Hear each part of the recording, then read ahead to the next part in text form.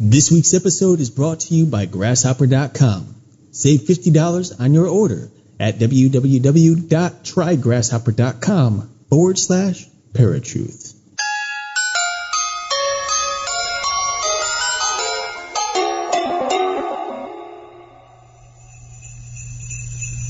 Welcome to Paratruth Radio, the Christmas edition.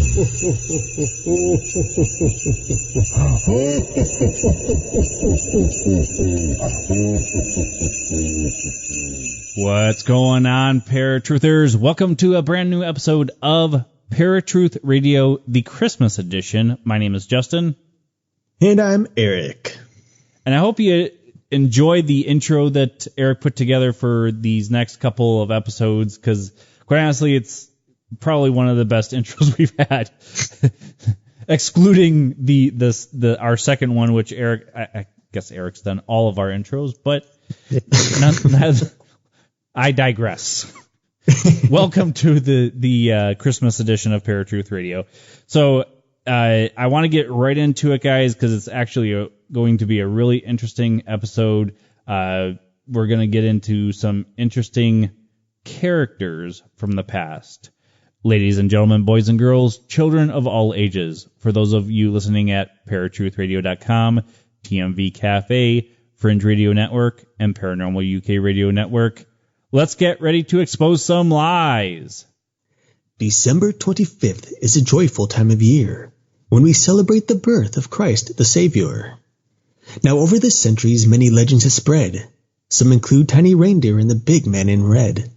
But some legends are darker, and perhaps we should dread, for some contain monsters that snatch children from their bed. All right, folks. So tonight we're going to be giving a breakdown of different monsters from Christmas lore. And we're going to do this in a countdown setting. Was there anything that surprised you about the different monsters that we looked up for this episode? Yeah, absolutely. I mean, I came to you with this last week because I come across it. Like, you don't really think of monsters on Christmas, right? I mean, we think of one maybe, and we'll get to that later. But, I came across this like, oh my gosh, there's actually monsters around the world, which, go figure, we should have known this, that are beside Krampus, something other than Krampus, who has like this main stage of glory, if you will, on the horror side of stuff. But there's other guys, and in this case, girls, on the list that we have. And it's actually really interesting because some of these characters are based off of true stories, and some of them are just simply legends that were made up either through German folklore or, otherwise, English, Ireland, things like that. But there are a couple in here that I think are really interesting. And don't get me wrong, I think they're all interesting, but you'll see that over the course of the night, we're going to just kind of rush through a couple of them and then spend more time on others. And the ones that we're going to spend time on, I think, are the ones that are the most interesting to us, and we think would be the most interesting to all of you as well. But yeah, there's a few things in here that I think are really cool. What about you? It shocked me how much horror is associated with Christmas. Yeah. And it's just interesting to see how different cultures got children to get in line with being good, especially during the holiday season. So it'll be interesting to break them all down. Absolutely. All right. So we're going with number 8. Number 8 is Grilla, who is actually a giantress. She kind of coincides with number 7, the Yule Lads. Now, Grilla is a giant woman from the 17th century. She's based in Icelandic lore. She had 13 sons, the Yule Lads, and a giant cat, which we'll get into in a little bit. Grilla was hideous. She was half ogre, half troll, and she had hooves, horns, and 15 tails, not to mention large warts on her nose. Now, her sons, which had names like Spoonlicker, Window Peeper, and Meat Hook, went into town where they would snatch unruly children and bring them back to be cooked in a stew. And the family cat, would eat once a year when they cooked this stew. By 1746, Icelandic youngsters were so terrified of being eaten that they wouldn't leave their homes, so the government stepped in and put a ban on using Grilla as an intimidation tactic. After that, the ogress and her brood cleaned up their images. Grilla decided to send her sons into town only 13 days before Christmas, and they were instructed to spread holiday joy rather than fear. One at a time, wearing a red and white suit, the boys now travel down from the mountains and place gifts and shoes that children leave on their windowsills. If the child of the house is good, they receive a small toy. If they're bad, they get a rotten potato. But the bad kids figure rotten potatoes are better than being eaten, so they aren't put out too much. I mean, and we can kind of tie this all together, but you can see how some of this lore obviously links to Santa Claus. What's interesting about Grilla is that even today, she's known as a big troublemaker in Icelandic legend. And so in 2010, there was an eruption of a volcano, and The Onion, which I believe is a news source or a newspaper source magazine, something like that, actually blamed her for the eruption of the volcano in Iceland, which is pretty interesting because you think in modern times, when a volcano erupts, we don't blame God for it necessarily. We don't blame whatever. I mean, some people probably say, "Oh, it's a demon. It's the volcano demon that's doing that." Or they'll ask God, "Why? Why are you doing this?" Well, I mean, yeah, I mean you know what? I don't think with that type of thing, I don't think it's so much that people are actually concerned or believe that God's the one who's doing it. I think they're so distraught with certain situations that that's what they just they put blame on something or someone. It's easy to put the blame on somebody. We've all done it. We do it. We will do it. It's it's weird, but anyway, stay on topic. Let's stay on. No rabbit trails. Easter isn't for several months. You mean reindeer trails? Well, oh gosh, let's not change it. Yes. Yeah, I mean, what I think is important here, though, because you had said that Grilla and the Yule lads, they actually take kids and cook them and eat them. But it's not just any kid. It's kids who disobeyed their parents in particular. Yeah. So there's a reason there's a fear factor here, because obviously if it's any kids, then even the kids that are good, like what's the point of being good? They're going to get eaten anyway, So it's important to say that these monsters, all the monsters on the list tonight, are specifically going after the bad kids who either disobey their parents or who aren't doing their chores, or which you'll find out later, who don't have new clothes.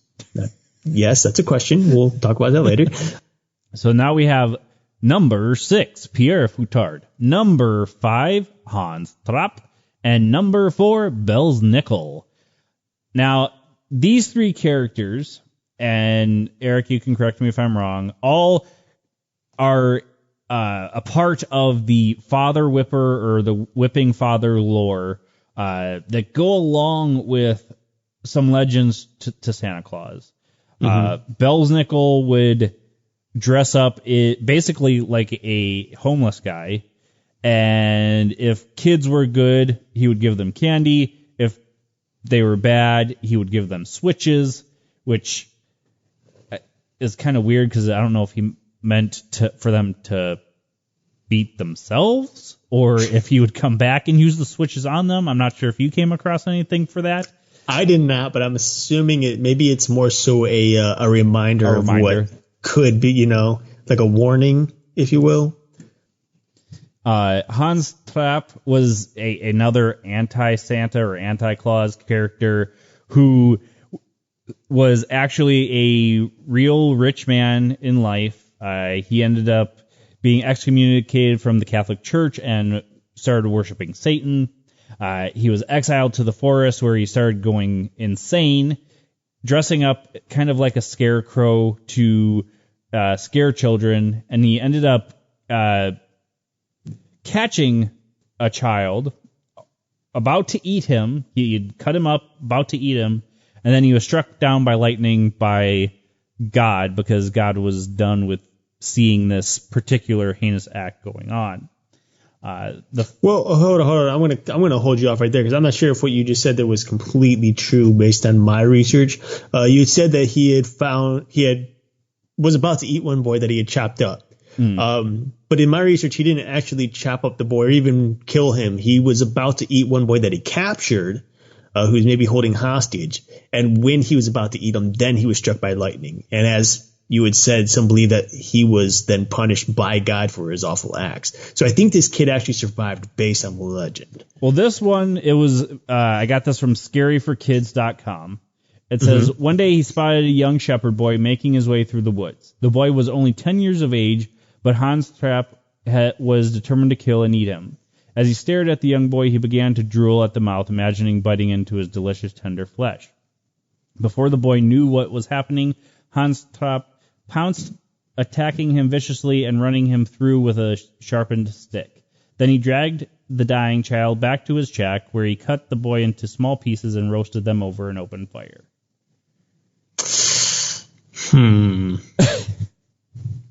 See, mental floss doesn't quite go into that. It's a little weird, That's the problem with legends. You never know what's really true. There's so many stories out there. So either one of these are true, could be true. And either way, frankly, this guy was either one a monster. Not both could be wrong. But all right.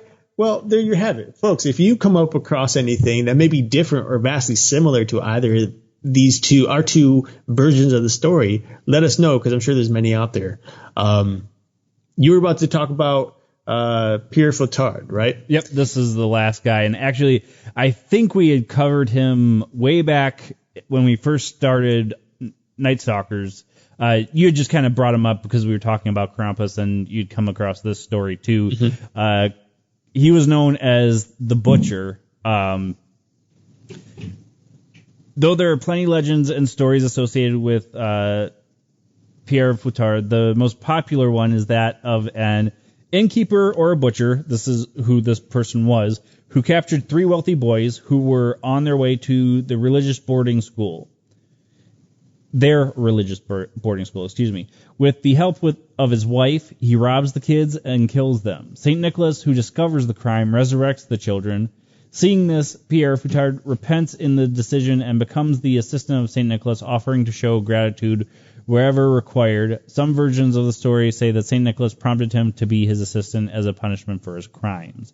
Now, this can link to Krampus, because we'll get into Krampus at the very end, but he's got these similar traits where he's kind of this evil being guy, and he goes around punishing the bad kids, and Santa rewards the good ones.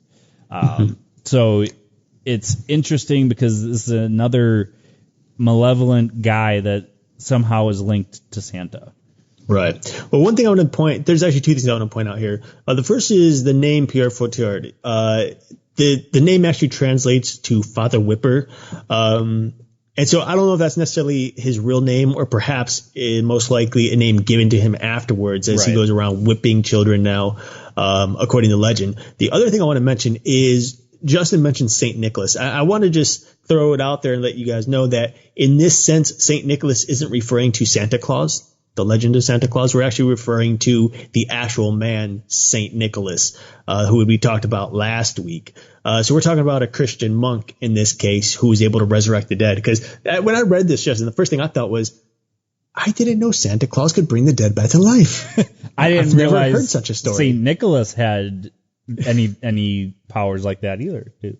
Right, but you know what? But we hear about many of the saints, and here's one thing that it's slight rabbit trail. People think, a saint is, Saint Peter, Saint Michael, Saint, et cetera, Saint Paul, the people from the old days, the people from the Bible, the disciples, the apostles, et cetera, are the saints. But in reality, a saint is any person who is a Christian, who has come to the Lord, and believes in Christ's death and resurrection, and ultimate salvation, for mankind. So in reality, someone like me is a saint, someone who just simply believes, who's a true Christian, of the Lord, is a saint. So anyone can really be a saint as long as you believe in the Lord. And I think there's this weird delusion that the term saint means that you're perfect. You are 100%, you do nothing wrong, et cetera, but that's not true because humanity isn't perfect and can't be perfect. However, we're saints in the eyes of God because God sees us as Jesus, not as who we really are, but as he sees Jesus within us, basically, which makes us that saint. Small rabbit trail there, but just something I wanted to bring up so we're not thinking, oh, Santa Claus is the one who showed up. Because in my mind, it was a crazy image of this dude in a red suit hopping in like, Rudolph, handle it. And he blinds, Pierre Fortude, and it's crazy. But that's actually a very interesting image. That didn't even cross my mind when I read it. When I saw St. Nicholas, I thought St. Nicholas, not Santa Claus. Yeah. Another thing I want to bring up, I'm actually going to jump back to number 4 here with Bell's Nickel. Bell's Nickel was originally developed in German lore, southwestern German lore, and he had traveled to the United States and survives now in Pennsylvania Dutch customs, which is really interesting. So he still exists. The belief system is still there even today. To some people, he's more than just a legend, probably. Right. Well, it's so funny too that a lot of these legends and folklore come from German, Iceland, like that area where it's like old country. Right. You know what I mean? Right. It's just interesting to see that a lot of them are linked to Germany, Romania. A lot of them are linked to that. Iceland, Poland. So it's just real interesting. And that even gets into number 3, Frau Perchta. And since you were super interested in this one, I'll let you take it away. Yeah. So, I was reading the story on Frau, and it's really quite frightening. We talked about last week. Actually, did we bring her up last week? Brought one of the witches up last week. That was La Befana from Italy. That was La Befana. Okay. La Befana is Italian. Frau, on the other hand, is another German and Austria legend. So she's told in Germany and Austria, and she hands out, much like some of the others on this list, both rewards and punishments during the 12 days of Christmas, and specifically the 12 days of Christmas, in particular between December 25th and through Epiphany on January 6th. Now, she's best known for her gruesome punishment of the sinful, and this is what really got me interested in this story because it's just disgusting. Legend has it that she will rip out your internal organs and replace them with garbage, which is pretty gross. There is another, to say the least, right? Yeah. There's also another legend, though, that exists that says that she'll replace your organs with pebbles and straw. Right, pebbles and straw. Both are just obviously horrible, but nonetheless interesting. I don't want to say legend again, but that's what it is. Just interesting legend. Yeah. Now, Perchta's story is thought to have descended from a legendary alpine goddess of nature who tends the forest most of the year, and deals with humans only during Christmas. Now, in modern celebrations, Perchta or a close relation may show up in processions during Fasching, the Alpine festival just before Lent. And, of course, there may be some connection, as we mentioned earlier, between her and La Befana, which is also very possible. We were actually talking about this with, forgive me, I don't remember his name, but we had someone on our show, a guest, maybe a couple months ago. We were talking about, I think it was someone we had on the show. We were talking about how legends seem to change from one culture to the next.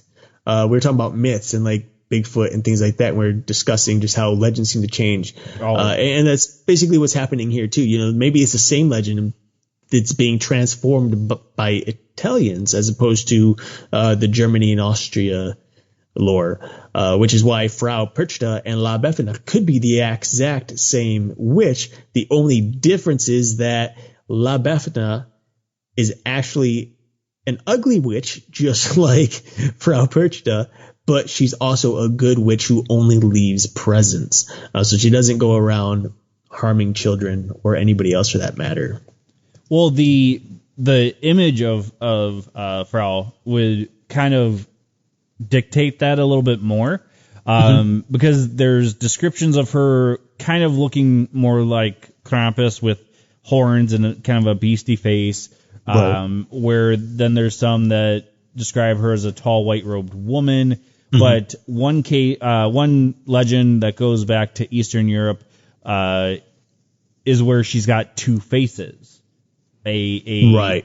So I guess what you would consider a beautiful face, or just a regular woman's face, and then the ugly witch's face on the opposite side. And depending on if you were naughty or nice, you either loved her or you hated her. You were terrified of her, whatever.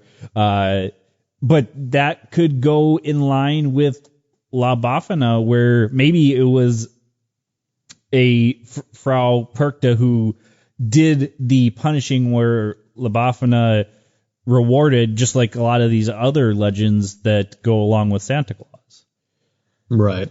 Well, and here's what's interesting too, is because there's actually three things that she does. Obviously, we had mentioned she has a good side apparently, which I don't know if you really consider a good side if you have such an evil, dark side as well. But on the 12th night of Christmas, the Feast of the Epiphany, she would creep into homes and leave a piece of silver in the shoes of children who were good that year.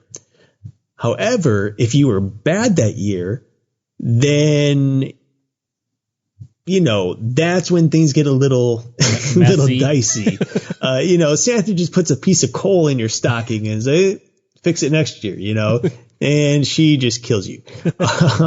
Well, if you believe that you even die, because it really doesn't say they die. It just says they stuff their guts full of garbage. Dude, if the organs are missing, they're dead. Do you not see the pictures of this demon and this witch with these two little kids? These two little kids are obviously dead. They're zombies or something now, so it's creepy. But you know what? Sometimes Persia, which is interesting, is portrayed with one extra large foot as well. Yeah. Which commonly can mean, or people might take, that she's a shapeshifter and therefore can transform into a number of different creatures or images, whether it be human or animal or otherwise, which again takes that to a whole new another level of what she's capable of doing and what she might show up as. Well, and that kind of goes along with the two faces too. Right. Absolutely. That's true. The transformation there. And I think what's interesting though is that maybe these faces, like when we look at the modern side of things, because I'm thinking, and we haven't brought up werewolves in a while, but when you look at the werewolf, when you look at the legends of vampires, things like that, there's a rather seductive side to them, a human side, a normal side, but then they have a split personality and that evil side comes out. And that's where you get the werewolf. That's where you get this vampire. That's where you're getting this witch all of a sudden. And so I think some of this legend is actually based on some sort of truth in the fact that some human beings are capable of being both this good and bad, being both good and evil, almost two-faced, if you will. So, I think there is this type of interesting symbolism here with Frau that I think people can really relate to, unfortunately, but also could maybe learn from, and thinking, okay, where do I see myself? Where do I fit into this legend? Obviously, we're not cutting up kids and so that's just terrible. But where's that personality? Can you be a jerk at times? Yes, you can, Justin, because you're a jerk sometimes. I'm kidding, guys. We're all capable of being a jerk at times. We're all capable of being a jerk. But you know what I'm saying here, So I think it's something, obviously we should, this is a learning experience. This is not a someone to look up to experience. So I know I wouldn't want my guts cut out and shoved garbage inside. That would just be awful. Yes, absolutely. All right, moving on to number 2. Yola Katurin. Yola Katurin. Are you sure you got that correctly? No, I don't. But we're going with Yola Katurin. Is the Christmas cat. And again, another one that you wanted to touch base on, so I will let you tell the legend of the Yule cat. I love this legend. The Christmas cat is just hilarious to me, and it's also still kind of creepy. And it has nothing to do with the fact that I have a cat. But when you think of a cat, you think of this little cute bundle of fur. And of course, if you think of a big cat, you think tigers, lions, things like that. Obviously, if this cat's going to eat you, then you're looking at something that is big like a lion. But that's not quite the case when it comes to the Christmas cat. Why? Because legend has it that the Christmas cat stands tall above many houses. This thing is a giant, which would make sense because the Christmas cat is actually the cat of the Yule lads and Grilla. It lives with them. But unlike the legend of Grilla and the Yule lads, where you had mentioned that the cat eats once a year when Grilla cooks up these children, the actual legend of the Christmas cat, and I'm saying Christmas cat because I can't pronounce its real name. So Christmas cat, Yule cat, that works for me too. Yeah. The real legend of the Christmas cat actually shows him or her, whatever it is, going off on its own and finding children to punish. And I think what's interesting about this is it punishes children in a much different way or based on much different circumstances than some of these other characters on our list, because he doesn't just punish children for being bad. Instead, he punishes children who didn't receive new clothes. Weird. A little weird. We got a cat with a sense of style somehow. But basically what would happen is the Yule cat or the Christmas cat could tell who the lazy children were because they didn't have at least one new item of clothing for Christmas. And then these children would be sacrificed to the Yule cat. So what's the point of that? What does that mean? Well, basically he knows they're lazy because according to the lore, if you were a lazy child, you wouldn't get new clothes for Christmas. But if you did your chores and you were good, their parents would buy them new clothes. So that's how he could differentiate who was good and who, in this case, was bad or lazy. And as he would walk through the town, he would peer in through the windows of these children. And whoever he saw had good clothes, he'd just move on. But whoever he saw with bad clothes, he would then break into the window or whatever and gobble the kids right out of bed and eat them right there and then. He wouldn't save them or take them back to, the hideout. He'd just eat them. And that was it. That was the end. So the story of the Yule cat is actually pretty old and likely dates back to the Dark Ages, though the oldest written accounts are, of course, from the 19th century, which is interesting because, like many of the stories that we have today, some of the writings are much younger than the legends themselves. Right. So you have to wonder how much legend has changed since then. Especially with somebody who's not unlike the Bible, for example, people have been telling the stories of the Bible for whatever your belief system is, thousands of years, and millennia, et cetera, et cetera. But each story has been carefully written and rewritten to preserve the original story. And of course, there's minor changes through translations and stuff like that, but more or less they're the same story. And that just doesn't quite happen with some of these other legends. So anyway, when it comes to the Yule cat, I think this is probably one of my favorites because it is vastly different from some of these other stories. Yes, it still eats children, as it seems like all of our characters have so far. But it's interesting hearing about a giant cat doing it, not some crazy monster with however many tails and eyes and horns and this and that. It's just your normal cat, just, like Big Clifford size. Right. Well, the thing that I thought was interesting about it is, yeah, it has to do with children's chores, but it goes kind of specifically with farming. And, that's kind of how the cat would know, because if you got everything harvested, you had enough to sell and eat. So then obviously your parents had enough to buy you new clothes, where the lazy kids didn't get the new clothes because they didn't harvest enough and they let stuff die. So I thought it was actually a really good legend. Again, I mean, it is odd, but most of these are. I mean, look at our number one, Krampus. I mean, this Krampus, we've talked about Krampus in the past. So we can go over some of the lore, but I mean, you guys have heard this before. Krampus was basically an evil demon, anti-Santa Claus character. Sometimes he's portrayed as Santa's evil twin. And he carries a stick and a sack behind him to carry off children and eat them if they've been bad, or give them treats if they've been good. It dates back to Austria and Germany, and the funny thing is a lot of these creatures or anti-clauses would travel with Santa on St. Nicholas Day on, this says the 5th, but I believe it's the 6th, is it not? Well, if it's through the Smithsonian, I would assume it's the 5th, because that's what the Smithsonian tells us. Oh, okay. So they travel with him on that day instead of actual Christmas, which is the 25th of December. But we know Santa to travel on the 25th or 24th rather, and give presents for the 25th. But Krampus was this almost beast-like looking demon with horns and jagged teeth, elf-like ears, and he was just not a very nice character. What are some of the stuff that I'm leaving out? I'm sure I'm leaving out quite a bit.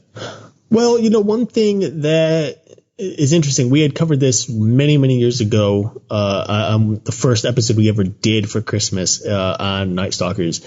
And, a lot of people see Krampus going around on his own nowadays. He just does things on his own, separate from Santa. And usually it's the night before Santa shows up. He shows up a day or two beforehand. Maybe that's what I was seeing. Oh, Krampus night is December 5th, which St. Nicholas Day would be December 6th. Okay. Except that the original legend has it where he would historically come around the night of December 5th, but tagging along with St. Nicholas.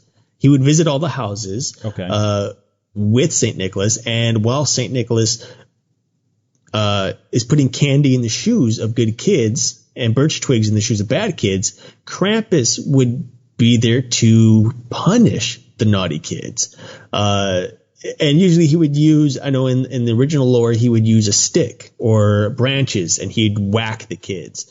However, there is legend that says that throughout the Christmas season, misbehaved kids are not only beaten with birch branches, but they can also disappear, stuffed into Krampus's sack and hauled off to his lair to be tortured or eaten. Now, what's interesting is that Krampus actually has a connection to Hades, and some believe that Krampus will take the kids back to Hades with him, or in this case, hell.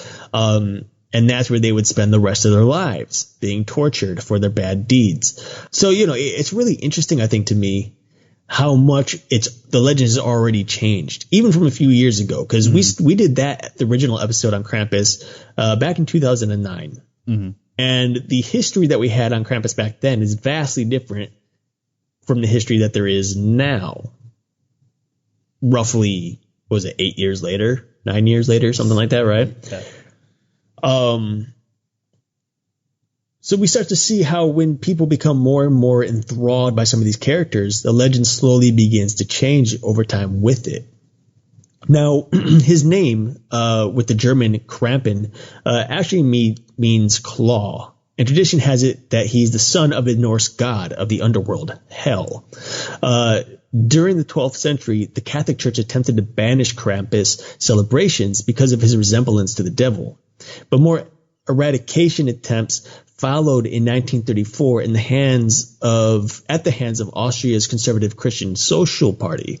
But of course, none of it held, and Krampus emerged as a much feared and beloved holiday force. So much so that he is now making his way into America. I know Orlando has a Krampus parade happening this year for the first time. LA has had one for the last couple of years, if I'm not mistaken. And it's creepy. I almost want to see one of these parades. I know you do too. Kind of want to be a part of one of these just to see. Obviously, it's more of a history thing, learning, right. Educational experience, not actually participating. But I'm still interested to see what these people really do, during these, experience firsthand instead of just going by the stories, because the stories aren't always true. But of course, speaking of the parade, let's talk about that, because the Leanne's annual Krampus parade, also known as a word I will not even try to pronounce, resurrects a centuries-old tradition. Basically, young men in town dress up as a mythical creature and parade through the streets in an ancient pagan ritual meant to disperse what? Do you know? I don't know. This is very similar to Halloween tradition with our jack-o'-lanterns. Okay. Disperse candy? Do jack-o'-lanterns disperse candy, Justin? In my world, they do. In your world, they do. They disperse winter ghosts. Oh. Jack-o'-lanterns disperse evil spirits. So in this case... Oh, disperse. I was thinking dispense. And that's the end of the show, folks. We'll catch you all next week. No. So meant to disperse winter ghosts. They march dressed in fur suits and carved wooden masks, and, of course, carrying cowbells, which is actually very important to Krampus as well. It's kind of making his presence known. The tradition, known as the Krampus Run, is having a resurgence throughout Austria, Germany, Slovenia, Hungary, and the Czech Republic. And again, as I mentioned earlier, has gained recognition in the United States, both in Orlando and, of course, in LA. And I'm sure there's plenty of other small places around the country that are starting to do this as well. I think when it comes, there's a reason Krampus is number one on our list. And it's not simply because he's the most popular nowadays, but it's because he's just the most frightening and devil-like creature for the Christmas season. I mean, this guy, sure, he's not killing kids necessarily like these other ones, but instead he's torturing them for millennia. For all we know, forever, we don't know. And when you really look at the description of this character and then you see the pictures based on the description, you start to see why he's feared by not just children, but even adults in some countries who believe that the Krampus is actually even real. Right. Well, I mean, I think it's a better representation of, like we were saying with a couple of these where they're good and they do both good and bad children, where it was Krampus specifically for the bad kids and Santa for the good. Right. So I think that he's one of the very few that embody that particular view. All right, folks, I think we're going to go to our break here. You've been listening to Paratruth Radio right here at paratruthradio.com. We'll be right back after this. A creature emerges from his slumber, only to be told he is a griffin with the name Achilles. The twisted mind of Dr. York Hampshire believed he could keep such a creature in a lab without consequences. However, bigger secrets are being revealed. What is this mad scientist doing with creatures and humans? The Legendary Creatures Project The Griffin by Justin Conciliere, available now at Amazon.com. Get your copy today before the lights get turned off on this project.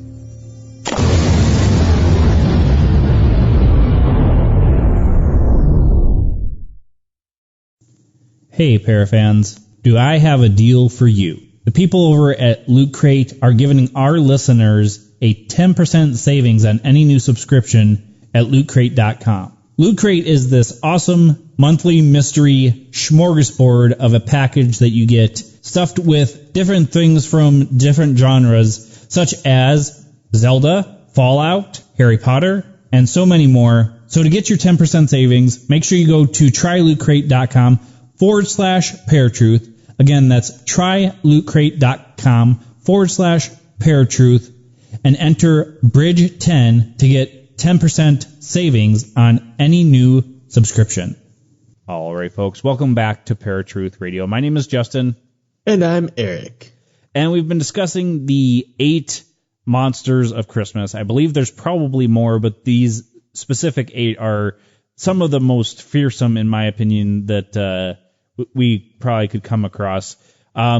So to kind of break it down a little bit, I think that a lot of our legends for Santa Claus today come into a mashup of all of these different beings. Even though some of them travel with St. Nicholas, most of them have fell to the wayside, except for maybe Krampus. What are your thoughts on that? I agree. I mean, like I said, Krampus is starting to make his debut as a loner now. But when it comes down to the actual legend of both Santa and Krampus, we're seeing a true yin and yang here. They're completely reverse of each other. One who's a saint, one who literally is like the devil. One carrying out punishments, one giving gifts and rewards. You know, we're seeing almost the literal mirrored opposite of each other here. And so I think Krampus, even though he's starting to go out on his own in the legends, he's still very much that reverse effect of what Santa Claus is. So, as we would know today as Fred Claus. Right. It's Fred Claus. If you guys have ever seen the movie anyways. Just a little scarier. Yeah. Well, I mean, actually, the Fred Claus story kind of goes back a little bit further than the movie, but yeah, I mean, it's way scarier than the Fred Claus that is in any stories.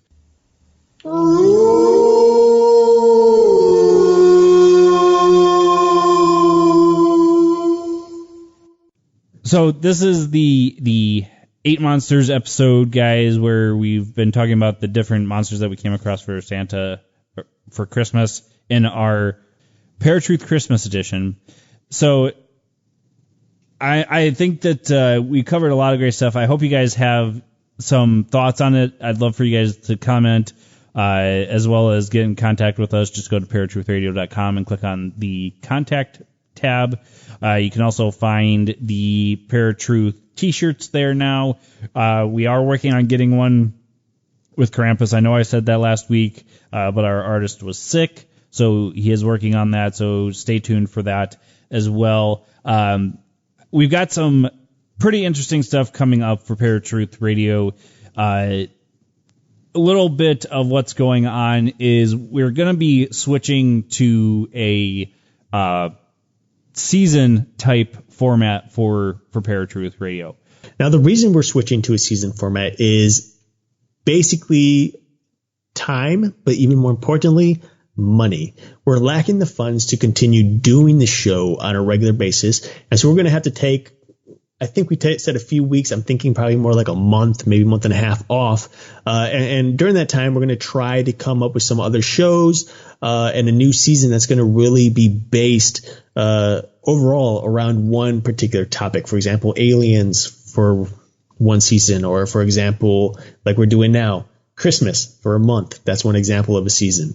But it really comes down to funds. You know, it's really hard to pay for the subscriptions that we have, and we have plenty. And we're just drowning a little bit. It's hard to continue doing the show on a regular basis with the lack of funds and with just the amount of time that we're missing away from family and friends and the other things projects that we're working on, Justin's book, my films, et cetera, et cetera. But with that said, the one way that we can actually continue doing the show on a regular basis and not take breaks is to have some more funding. And that's where you guys, our listeners, our fans, help us out. There's going to be a link on the Paratruth website. There's also going to be one on Facebook, and I'm sure a couple other places that you can click on. It's not up yet, but it will be soon, where you can donate money. And we're doing something a little different this time, on like our Patreon account several months back, because we have more stuff to offer. One thing in particular Justin was talking about to me before the show was something called the Discord server, where basically you can get in contact with us 24/7. Monday through Sunday.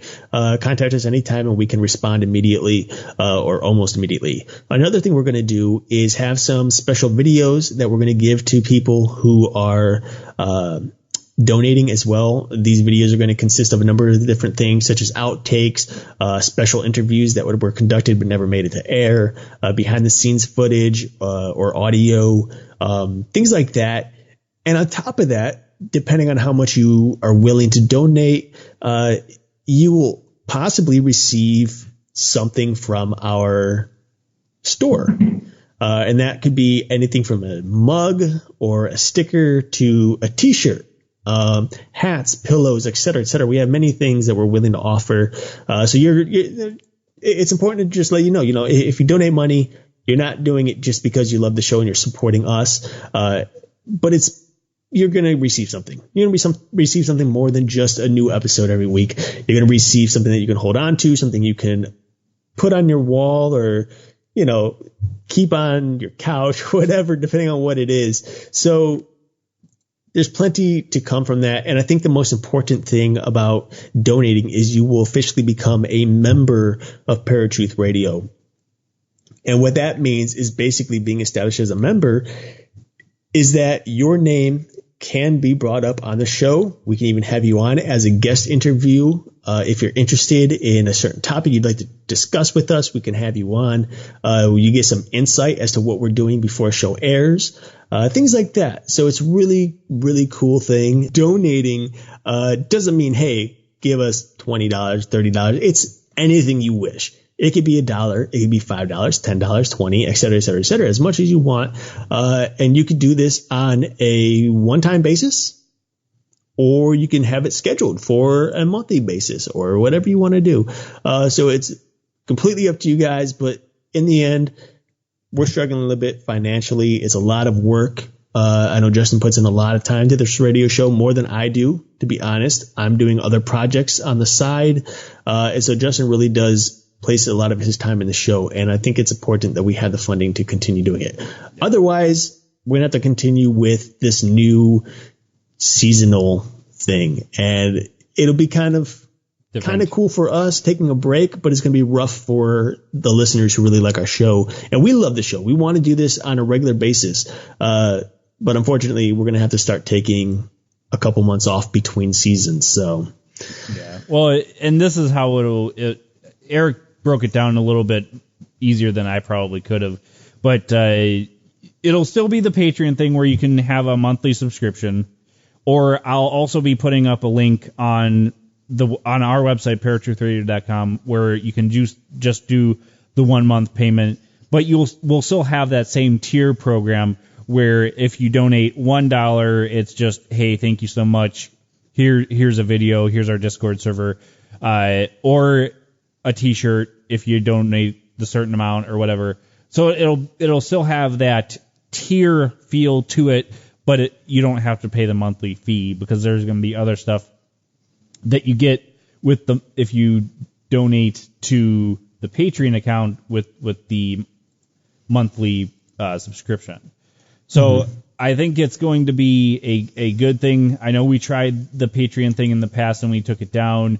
I think that we have, like Eric said, a lot more to offer now, so we have more incentive for you guys to donate. So I hope you guys are looking forward to the many more episodes coming up. If you feel the urge to help us out, the links will be provided in the show notes, as well as just go to paratruthradio.com, and the link will be there as well. A lot of great stuff coming up. Next week, I want you guys to get in contact with us. We're going to be doing two things for next week. We're going to be doing a best of show, as well as doing kind of a Q&A. So if you have any questions, something that we haven't covered, or just questions about us personally that we haven't really touched on, which is probably quite a bit because we don't really bring our personal life into the show, but get in contact with us. I would love to hear from you guys, and touch base on those things on air. Yeah, absolutely. And next week is actually going to be a special episode because of it, so it's going to be a longer episode as well. Right. So plenty of stuff to talk about next week. It'll be a fun time, bringing in the new year. Yeah, and Christmas as well. And Christmas, yeah. All right, folks. So until next week, where you'll find us same time, same channel. My name is Justin. And I'm Eric. Peace.